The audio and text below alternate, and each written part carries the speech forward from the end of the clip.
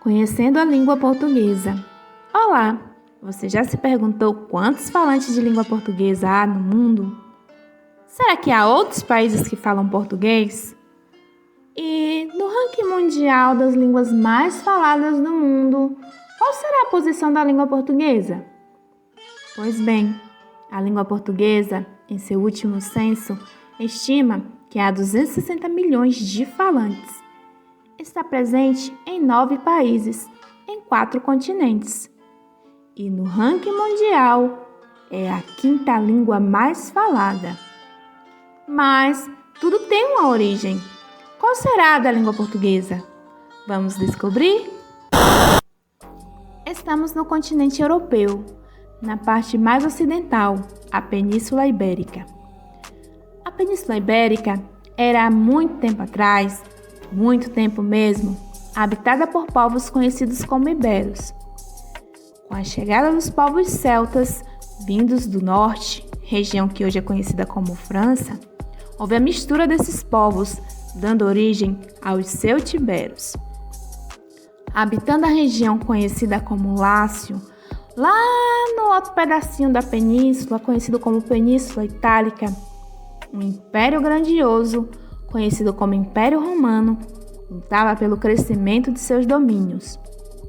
Dominando vários territórios e povos, a ambição por conquistas os levaram até a Península Ibérica. Tendo dominado os celtiberos, os romanos impuseram a sua cultura e, consequentemente, a sua língua, o latim.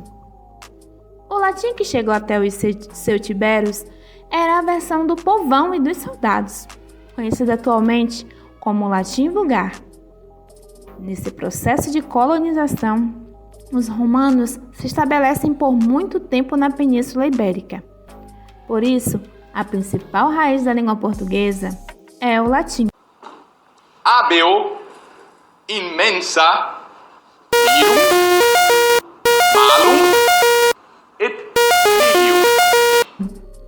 E nesse tempo todo que os romanos tomaram posse da península, eles precisavam se comunicar com os nativos, para saber o que poderia explorar na terra. Então surge um dialeto chamado romance. O romance é uma língua intermediária entre o latim vulgar e as atuais línguas latinas que conhecemos, como o português, o francês, o espanhol. 600 anos depois, o Império Romano não ia muito bem nas pernas.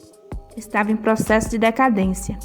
E alguns povos, conhecidos como bárbaros, invadem o pedaço ibérico dos romanos. Não tinham lá essa cultura toda. Era um povo guerreiro, mas deixaram influências na língua. Colaboraram para a formação dessa diferença entre as línguas neolatinas. Em 711 d.C., a Península Ibérica sofre uma nova invasão.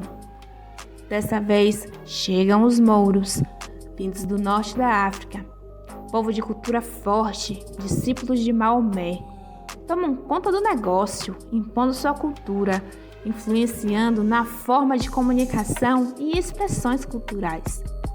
O árabe é adotado como língua oficial nas regiões conquistadas, mas a população continua a resistir e falar romance. No período que vai do século IX ao século XI, é considerado uma época de transição, em que termos portugueses aparecem nos textos em latim, mas ainda não é o português precisamente. É o seu antecessor, conhecido como galego-português, e ele é essencialmente falado apenas numa região conhecida como Lusitânia.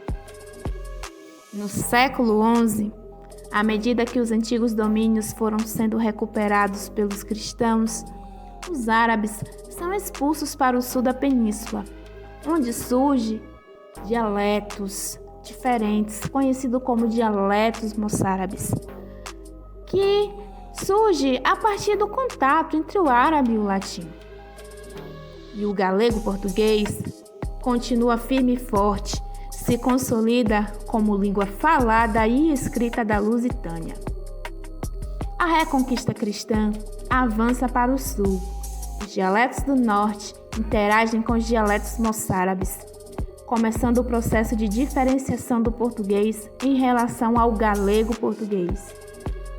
E em 1179, Portugal se torna independente, expulsa definitivamente os mouros e derrota os castelhanos que tentaram anexar o país, contribuindo para a separação do galego e o português.